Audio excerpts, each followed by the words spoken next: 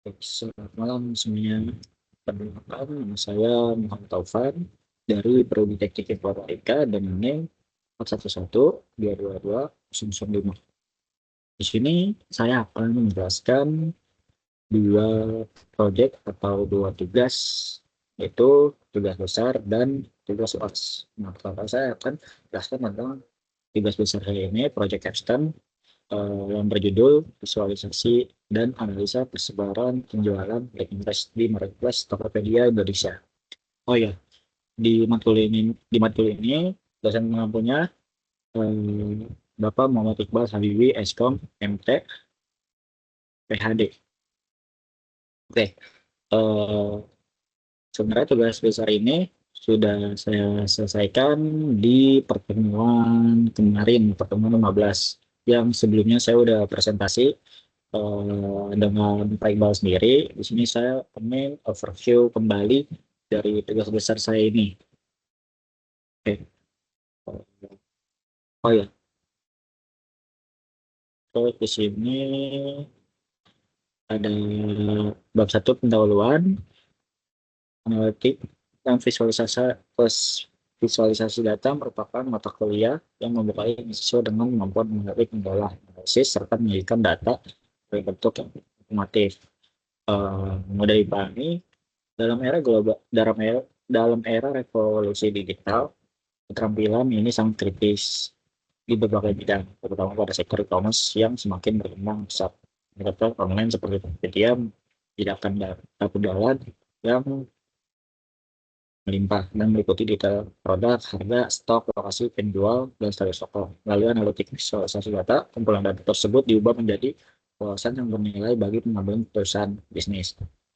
Oke, mungkin singkat cerita, jadi kasus ini bukan kasus sih, lebih tepatnya ini saya menemukan data dan saya terpikirkan untuk data penjualan Black Mongrace di Tokopedia karena sesuai dengan kontrak perkuliahan awal ada tiga pilihan untuk menganalisis data, salah satunya ada penjualan, analisis penjualan. Jadi saya memilih analisis eh, penjualan Black Mongrace di Tokopedia. Data tersebut itu saya dapatkan di Kaggle. Ya. So, hmm, nah, di sini saya menemukan data ini di Kaggle yang sudah diterbitkan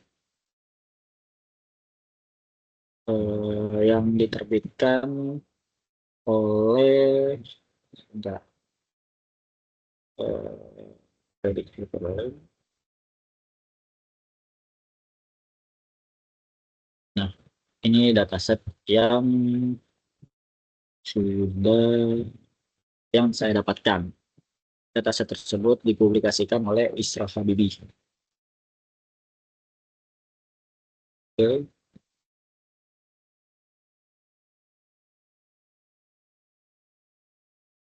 Nah, terus di sini eh, format yang saya dapatkan itu format CSV, datasetnya, yaitu kurang lebih ada 10 kolom, ada 10 atau dalam saya bisa lupa ya. Itu 2, 3, 4, 5, 6, 7, 8, 9, 10, 11, 11 kolom. Nah, pertama tuh setelah saya dapatkan, saya nggak langsung untuk memakainya. Oh ya, goalsnya dari makalah ini, saya itu selain menganalisis, saya juga menganalisa. Selain menganalisis, saya juga membuat grafik dashboard dari Power BI. Nah, jadi sebelum saya buat dashboard Power BI, saya pastiin data itu rapi dulu. Makanya itu saya perlu processing data melalui eh, processing data biasa yang kita pakai eh, Pandas, pakai metode Pandas. Nah, di sini saya juga kode editornya memakai Google Colabs. Pertama saya processing data supaya tidak menimbulkan data duplikasi. Di sini sudah jelas sebelum hapus duplikasi segini, setelah hapus duplikasi jadi segini. Jadi di processing data ini saya ngebersihin data duplikasi, data kosong, dan outlier. Terus di konversi juga. Terus setelah itu deskripsi data, deskriptif data. Saya juga menganalisis dari main, median, max, min, count-nya dari data-data tersebut. Kayak misal maksimal dari maksimal harga dari kota tersebut berapa. Nah, di sini ada keluarannya. Jakarta segini, Surabaya, dan lainnya Medan. Oke.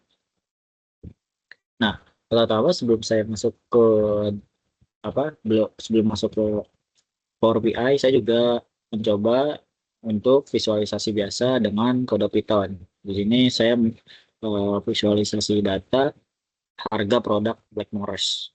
Nah, di sini saya membuat histogram harga eh, di kolom X itu menunjukkan harga, yang Y itu menunjukkan jumlah produknya. Nah, di sini juga bar chart jumlah produk per kota. Nah, di sini karena kenapa saya pakai Power BI, karena supaya lebih interaktif. Karena kalau misalkan hanya visual kode Python biasa itu hanya berbentuk gambar aja. Jadi saya menggunakan untuk grafik supaya bisa interaktif. Nah, di sini sebelum di Power BI saya membuat juga di Python jumlah produk per kota. Di sini menunjukkan Jakarta paling besar yang memegang produk Blackmores tersebut. Oke. Nah, proporsi toko official dan official di sini menunjukkan bahwa seluruhnya itu kebanyakan toko false atau non official. Tools analitik yaitu saya memakai Pandas untuk tadi processing data, terus MATLAB Seaborn untuk visualisasi tadi seperti di atas, terus dan NumPy mendukung berbagai perhitungan operasi memori lanjut yang diperlukan selama proses analitik. Oke, yang tadi juga tahap penelitian, pengumpulan data, pembersihan transformasi, analisis, dan ada pembersihan data tadi yang saya sudah jelaskan, analisis deskriptif, visualisasi, dan dashboard interaktif menggunakan Power BI. Nah, di sini juga bab 5 saya membuat hasil-hasil pembahasan yang sudah saya buat juga. Dari materi 1 saya menganalisa distribusi harga per produk. Nah, di sini saya menggunakan MATLAB dan Pandas ini. Terus ada sebaran stok barang juga memakai Pandas dan MATLAB. Sini ada ringkasan produk. Ringkasan produk juga saya hanya memakai ini hanya menentukan, bukan menentukan ya, menunjukkan produk paling banyak di data tersebut. Produk bestseller di data tersebut. Ya, di sini terlihat di paling atas, di paling banyak, yaitu Blackmores Bios di 500 mg Cold Reef vitamin C Bipom Kalbe 60 tablet. Nah, di sini ada hasil visualisasi dengan Python. Nah, di sini yang tadi di atas kan analisisnya, dan tadi juga saya di atas juga saya bilang memakai MATLAB. Nah, MATLAB tersebut itu untuk di sini di atas itu analisisnya, ada MATLAB-nya juga. Nah, ini hasil dari MATLAB-nya tadi, histogram distribusi harga. Ini juga eh, hasil dari analisis dan memakai MATLAB tadi, memakai tools MATLAB. Ini ada histogram sebaran stok produk. Ini bar chart jumlah listing per kota. Sini ada listing per produk. ringkasan. Nah, 4.3 hasil dashboard Power BI. Nah, di sini di Power BI itu saya ada berbagai grafik dan chart.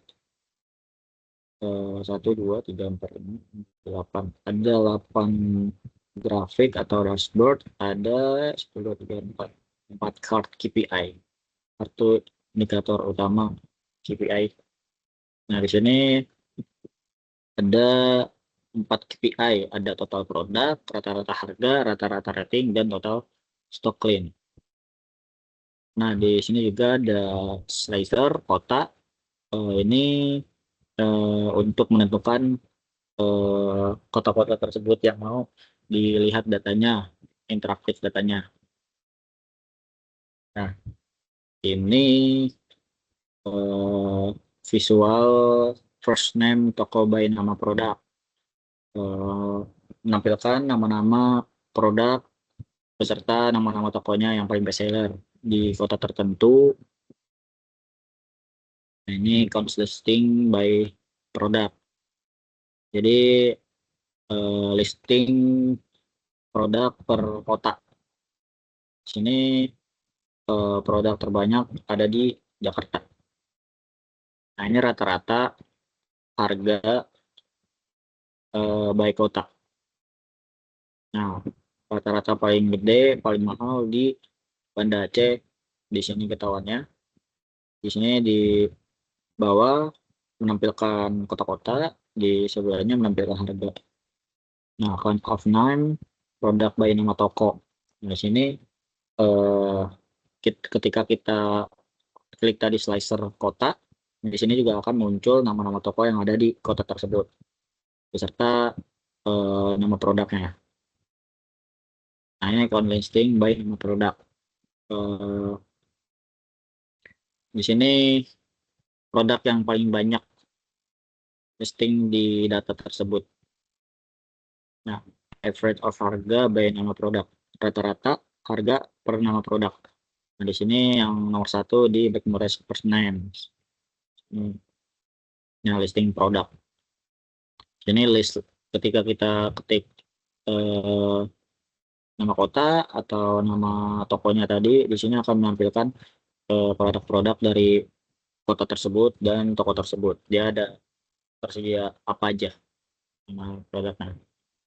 Oke, penutup, saran, dan bapak. Atau mungkin saya bisa overview dashboard tersebut.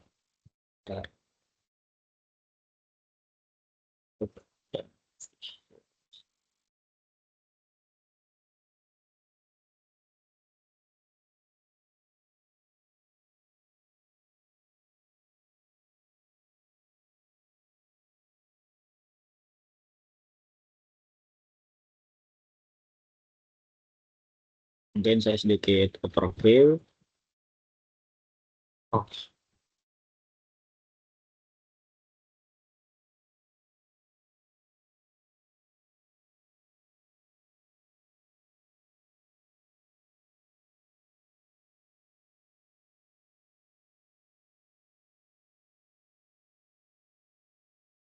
saya harus login dulu sebentar.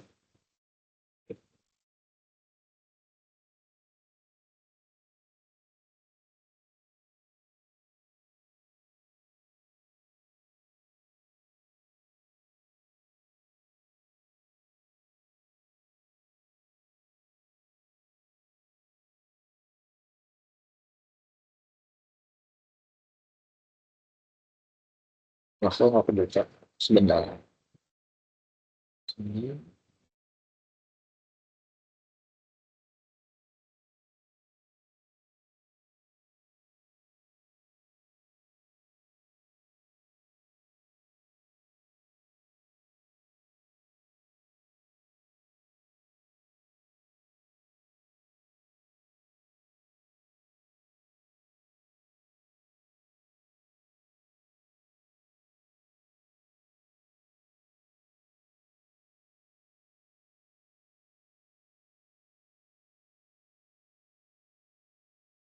harus open folder gara-gara tadi sempat itu lockdown.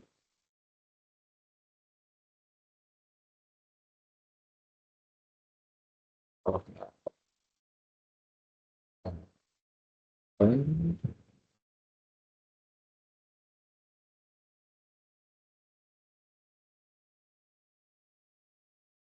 ini ada sek-sek.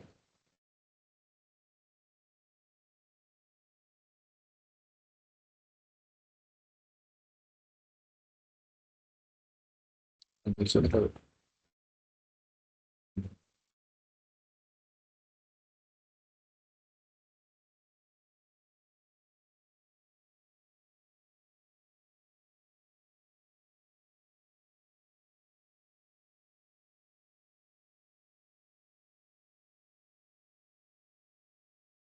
Oh, ini.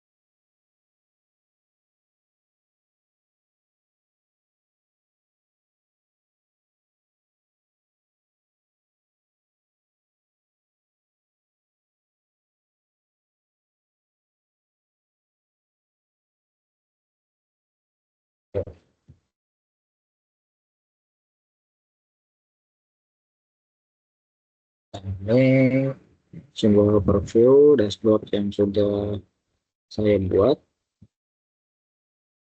Bisa saya pilih level, level, terus saya pilih Bandung. Itu ada interaktif, agak berat.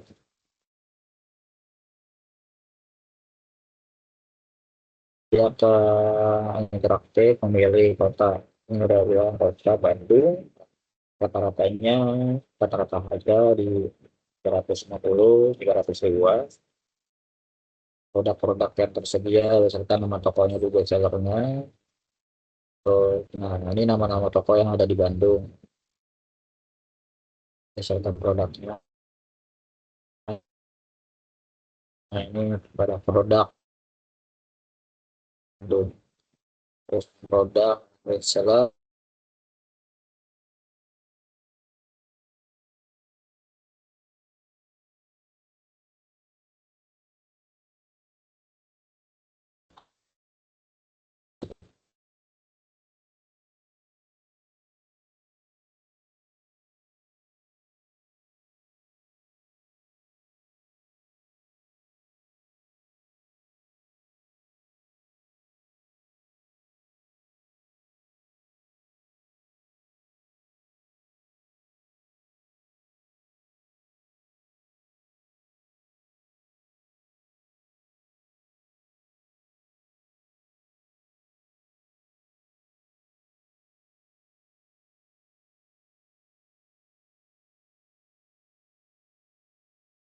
Oke, coba kita beli teknologi produk ini.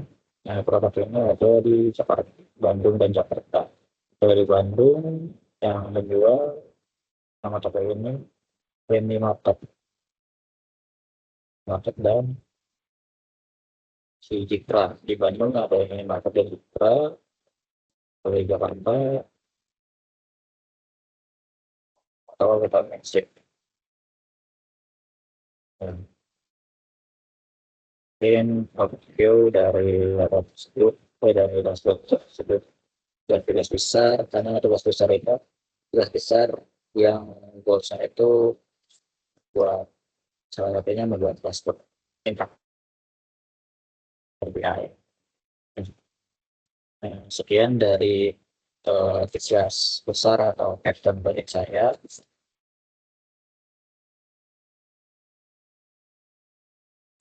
kerjakan yang baru saja saya kerjakan. Pertama saya lihat soalnya.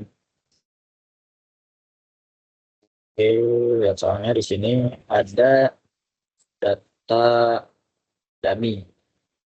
Data dummy akseler balik diberikan data dummy. Terus di sini deskripsi soalnya mahasiswa atau peserta diminta mengevaluasi data transaksi e-commerce demi untuk mengidentifikasi faktor non temporal yang paling dominan mempengaruhi total pendapatan. Hasil analisis harus didukung dengan perhitungan statistik komputasi item atau jenisnya dan dikomunikasikan melalui rekomendasi visualisasi yang tepat. Oke, berarti ini intinya kayak kita menganalisis, setelah menganalisis kita bikin visualisasinya, memakai Python atau sejenisnya bisa. Saya sendiri di sini saya memakai Python. Oke, dan terus atau text editor yang saya pakai itu memakai Google Colabs. Nah, terus itu goals atau deskripsi soalnya di sini poin yang harus kita lakuin analisis faktor utama C5 evaluasi. Nah, di sini identifikasi dan jelaskan dua faktor non temporal yang paling dominan mempengaruhi total pendapatan. Dukung jawaban Anda dengan data perhitungan statistik seperti rata-rata atau korelasi dari data dummy tersebut. Nah, saya di sini menganalisis pertama saya membuat data ini menjadi CSV terlebih dahulu, karena menurut saya ini data yang banyak. Saya nggak mau terlalu bikin data frame, jadi saya buat CSV aja. CSV tersebut eh, saya masukkan ke Google Colabs saya ini. Bukan bisa transaksi 2025 nomor satu. Oke, nah ini jawaban, soalnya jawaban saya ini nomor satu.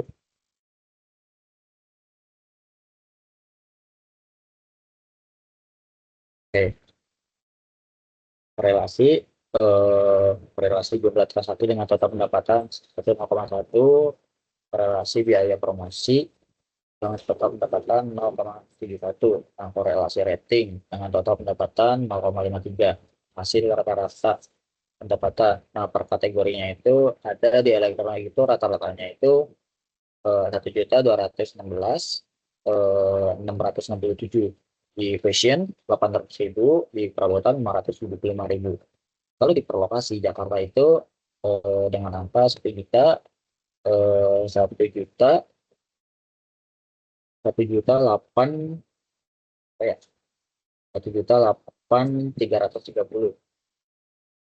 1.800.333.000. Di Bandung ada 887.500, dan Surabaya ada 800.000. Nah, di sini di poin dari soal itu kan ada eh, jelaskan dua faktor non temporal yang paling dominan mempengaruhi total pendapatan. Dukung jawaban Anda dengan data perhitungan statistik atau data dummy. Nah, di sini saya menjawabnya eh, di ada satu faktor yaitu jumlah transaksi atau unit. Secara matematis total pendapatan dihitung dari jumlah unit yang terjual, sehingga wajar jika variabel ini menjadi faktor paling dominan. Terus hasil perhitungan korelasi menunjukkan bahwa hubungan antara jumlah transaksi dan total pendapatan adalah sangat kuat dengan nilai korelasi 1,00. Hal ini berarti setiap kenaikan jumlah unit yang terjual akan selalu diikuti oleh kenaikan total pendapatan secara proporsional pada data dan ini. Nah, di faktor kedua itu ada biaya promosi. Biaya promosi mempersoalkan upaya pemasaran yang dilakukan perusahaan untuk meningkatkan penjualan. Hasil perhitungan korelasi menunjukkan bahwa biaya promosi memiliki relatif positif yang cukup kuat dengan total pendapatan, yaitu sekitar 0,7. Nah, artinya semakin tinggi biaya promosi cenderung diikuti oleh peningkatan total pendapatan pada sebagian besar transaksi.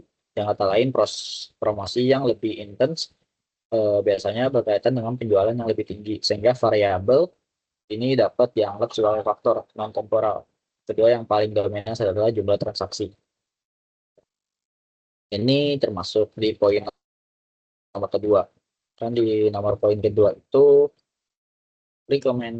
rekomendasi visualisasi menciptakan usulkan satu jenis visualisasi data terbaik untuk memvalidasi faktor utama. Yang pertama, Anda integrasikan visualisasi data tersebut menggunakan Python dan jelaskan bagaimana visualisasi tersebut memvalidasi temuan Anda. Nah, di sini saya membuat eh, rata-rata total rata-rata per kategori produk. Di sini saya memakai bar chart. Penjelasannya itu pada grafik rata-rata total pendapatan per kategori produk terlihat bahwa kategori elektronik memiliki rata-rata pendapatan tertinggi, yaitu di 1.267 per transaksi.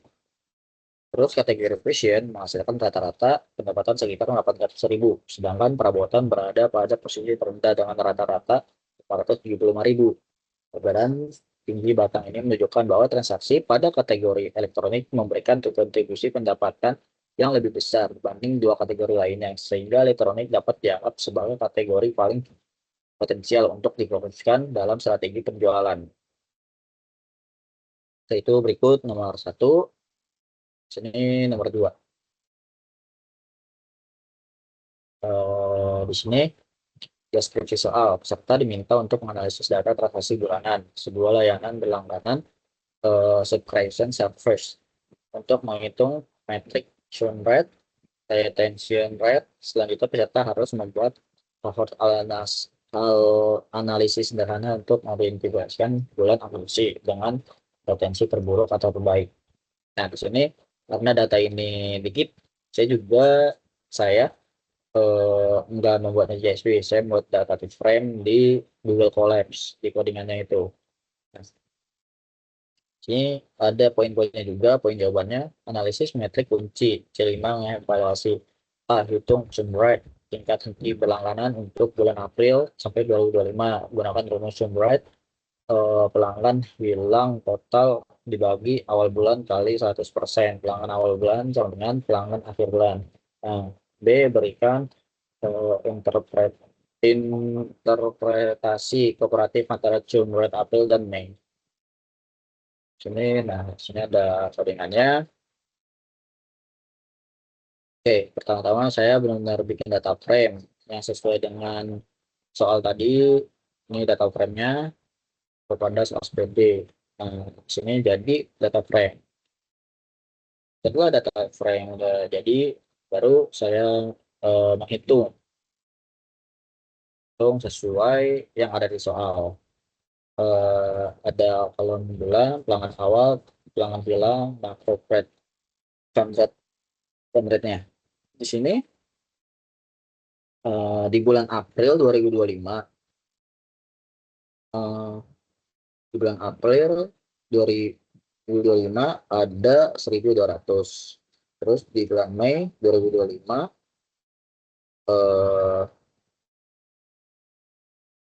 ada 1.350. Nah, di sini pelanggan hilang di sini menentukan 100 karena di bulan Maret itu di bulan bentar, berarti ini di Mei 1.300 dan di sini penghilangnya itu 150. Nah, countnya itu 11,1 di data tersebut. Sini saya menggunakan rumus-rumus yang sudah sesuai dari soal. Dari 100 ambil hanya April dan Mei. Nah, makanya di sini data saya hanya mengambil bulan dan Mei. Sini. Oke, itu di selanjutnya berikan interpretasi komparatif mata racun. Apa ya baca CHURM. Nah, ini perbandingan angkanya April 2025 ini sekitar 8,33% dari pelanggan awal bulan Mei dan sekitar 11,11% dari pelanggan awal bulan. Jadi proporsi pelanggan yang hilang lebih besar. Nah, dari implikasi bisnis, bulan April menunjukkan retensi lebih baik karena presentasi pelanggan yang bertahan lebih tinggi. Nah, kenaikan trend di bulan Mei mengindikasikan ada masalah pengalaman pelanggan. Bisa jadi harga atau fitur yang membuat lebih banyak pelanggan memutuskan berhenti, sehingga Mei bulan yang perlu dianalisis penyebabnya. Kenapa perlu cohort analisis? Cohort rate bulanan cuman kasih satu angka rata-rata semua pelanggan lama maupun baru, sehingga tidak kelihatan apakah masalahnya ada di pelanggan baru bulan tertentu atau di pelanggan lama. Nah, terus cohort analisis mengelompokkan pelanggan berdasarkan bulan akuisisi, so Maret, April, Mei, dan seterusnya. Lalu melacak retensi mereka dari bulan ke bulan sehingga bisa terlihat cohort mana yang retensinya paling buruk atau baik, dan bisa terlihat di bulan berapa sejak join. Retensi mulai drop, bukan hanya kalender bulan tertentu. Nah, di sini udah masuk di poin kedua, usulan visualisasi.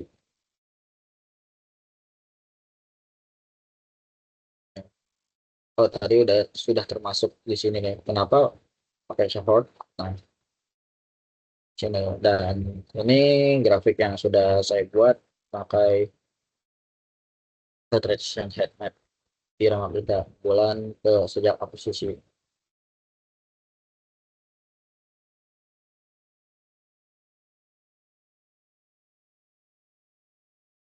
Jenis visualisasi yang cocok, retention, cohort, head, cohort di baris bulan, and di kolom warna semuanya presentasi retensi. Visual seperti ini adalah bentuk paling umum untuk menarikan cohort retensi. Nah, di selanjutnya kita next nomor 3. Di nomor 3 itu ini nggak memakai Python, pakai eh, bahasa R. Kita ke soalnya terlebih dahulu. Nah, di soal ini mampu merancang dan mengimplementasikan aplikasi web interaktif menggunakan R ini bukan web ya harusnya ya, interaktif menggunakan R ini. Eh, Tanya R sendiri, saya sendiri buat memakai R Studio. Terus pakai next deskripsi soal. Peserta diminta membangun prototipe aplikasi ini sederhana berdasarkan data dummy penjualan toko retail. Aplikasi tersebut harus menampilkan visualisasi data yang responsif terhadap input pengguna pengguna memungkinkan eksplorisasi tren penjualan berdasarkan kategori produk dan lokasi. Nah, perusahaan Nah, di sini saya nggak perlu baca lah ya. Di sini data dummy. Data dummy-nya ini, dari data ini akan dibuat dashboard interaktif, visualisasi yang interaktif, yang bisa dipencet-pencet, pakai interaktif. Sini buatlah sebuah aplikasi. Alpha ini memenuhi kriteria berikut. Nama, input, interaktif. Sediakan dua widget interaktif pada sidebar aplikasi. Oke, di sini pilih lokasi dan checkbox. Lebih Jakarta, Surabaya, Bandung. Saya sudah buat. Nah, di sini ini Jakarta, Surabaya, Bandung. Oke, terus pilih radio button untuk memilih metrik yang akan diselesaikan total penjualan atau margin keuntungan. Saya bikin dua-duanya. Nah, di bawahnya pilih metrik. Jadi bisa menganalisis total penjualan dan margin keuntungan. Sini kanan dan terus visualisasi data. Buat satu plot utama bagian mana yang menampilkan. This plot. Nah, saya pakai bar chart aja. Itu ini, bar chart tersebut. Terus sumbu X adalah kategori produk, sumbu Y adalah metrik yang dipilih oleh pengguna. Nah, ini ininya, produknya, dan ini lokasinya. Dan lihat dari sini. Terus responsif. Grafik harus diperbarui secara otomatis berdasarkan lokasi yang harus dipilih. Jadi nggak harus real time. Kalau kita ketik ini, dia harus langsung berubah. Itu yang akan interaktif. Pasti berdasarkan aplikasi yang Anda buatkan. Berdasarkan aplikasi yang Anda buat, jelaskan secara visual insight paling kritis mengenai perbandingan margin antara elektronik dan pakaian selama Q4. Nah, di sini preview. Nah, cara kerja interaktif interaktivitasnya checkbox lokasi mengontrol subdata yang diambil dari sales Q4 sehingga bar untuk lokasi yang tidak dipilih akan grafik hilangnya. Jadi ketika kita tidak mencet apa-apa di lokasi, dia akan nggak muncul di eh, grafiknya. Radio Pattern Metric menentukan apakah gigi pilot menyebabkan total penjualan atau margin performance sebagai nilai sembunyi. Terus insight visual, margin versus elektronik, margin elektronik versus pakaian Jakarta Q4. Berdasarkan data data, margin di Jakarta selama Q4 adalah pakaian Jakarta, margin 22 pada 2025 bulan 11 tanggal 5. Elektronik Jakarta, margin 14 pada tahun 2025 bulan 12 tanggal 30. Ini maaf salah tadi. Pada tahun 2025 bulan 11 tanggal 5. Dengan memilih lokasi hanya centang Jakarta pada checkbox metrik, pilih margin keuntungan. Nah, maka pada droplet bar chart akan terlihat eh, batang untuk per kategori pakaian Jakarta lebih tinggi dibandingkan kategori elektronik. Yang menunjukkan margin keuntungan pakaian di Jakarta lebih besar dari pada elektronik selama Q4. Secara manajerial, insight kritisnya, meskipun elektronik bisa punya nilai penjualan tertinggi, efisiensi margin Jakarta pada Q4 justru lebih menguntungkan di kategori pakaian, sehingga strategi promosi atau stocking bisa melakukan pakaian jika fokus utamanya adalah margin, bukan hanya volume penjualan. Nah, mungkin kalau dari teori atau dari teks ini hanya kurangnya mungkin kita akan melihat versi yang sudah dibuat. Nah, ini saya pakai Art Studio. Saya pakai library ini DPL layer GG ggplot 2. Nah, di sini pastikan kita harus menginstal paket atau library ini ketiga ini. Ini data dummy-nya yang sudah diberikan tadi di soal, kita masukin. Nah, ini untuk UI-nya, untuk mengatur-ngatur UI-nya tadi di seperti ini. Nah, terus dan ini server function-nya UI dan server. Nah, dan ini hasilnya. Di sini sudah interaktif. Misal kita pilih Jakarta Surabaya aja. Oke, atau enggak sesuai insight di sini aja. Kalau dengan memilih hanya centang Jakarta pada checkbox Jakarta dan metrik pilih margin keuntungan. Nah, margin keuntungan.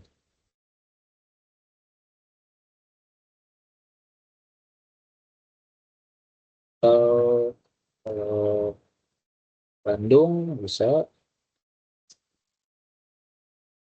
Bandung, nah ini total penjualan Jakarta.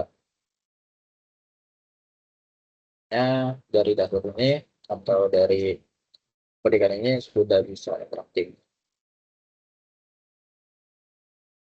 sesuai apa yang ada di soal tadi.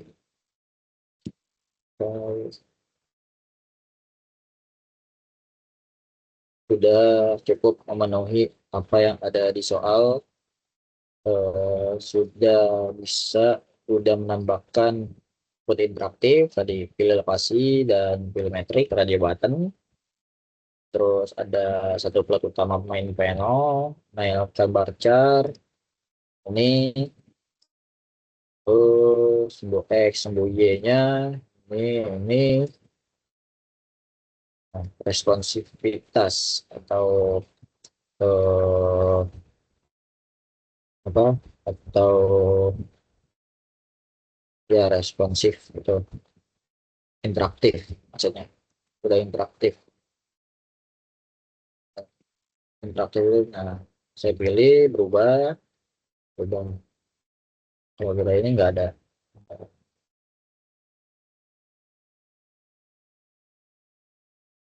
Nah, mungkin nomor 3 sudah dan nomor 4 ini yaitu seperti Seperti yang sudah saya bicara ini, nomor 4 itu menyusun laporan akhir proyek cara ringkas dan menjelaskan data hasil proyek melalui video, presentasi, maupun platform digital. Yaitu sekarang ini saya sedang menjelaskan hasil-hasil tugas-tugas saya eh, dan tugas caption project saya sebelumnya. Karena di sini ada penjelasan ringkas laporan akhir, menjelaskan laporan akhir secara singkat.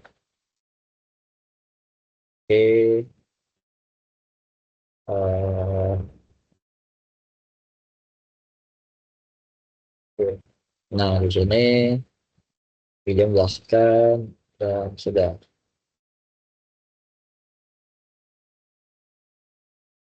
Mungkin itu saja eh, video atau penjelasan yang sudah saya buat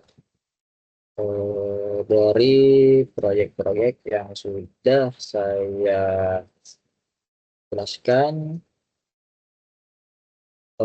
dan sudah saya presentasikan. Terima kasih. Kurang lebihnya mohon maaf. Selamat malam.